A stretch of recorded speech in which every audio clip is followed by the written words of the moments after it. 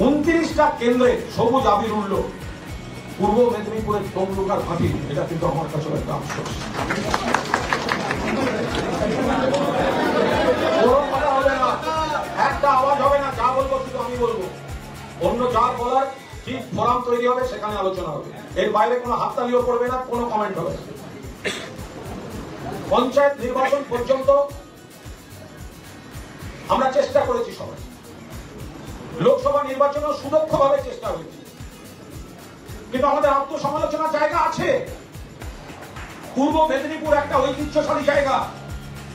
ফিরোজা বিবি শহীদ মাতা আমাদের এখানকার বিধায়ক।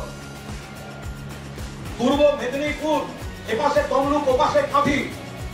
আমি ব্যক্তিগতভাবে মনে করি দুটো আসনই এবার আমাদের জেতা উচিত। আমি আবার বলছি, শুভেন্দু অধিকারী আমাদের সঙ্গে বিশ্বাসঘাতকতা করে গেছে, তার সমালোচনা আমরা করি।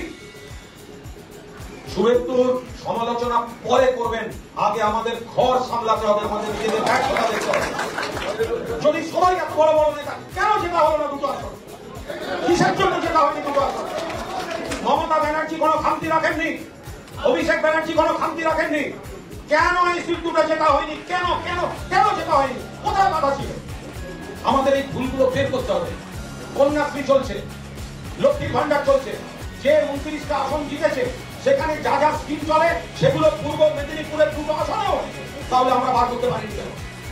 মমতাদি তো সরকারের কাছে খামতি রাখছেন না, অভিষেক তো পৃষ্ঠপোষকতায় দলকে সাজাতে কোনো খামতি রাখেননি।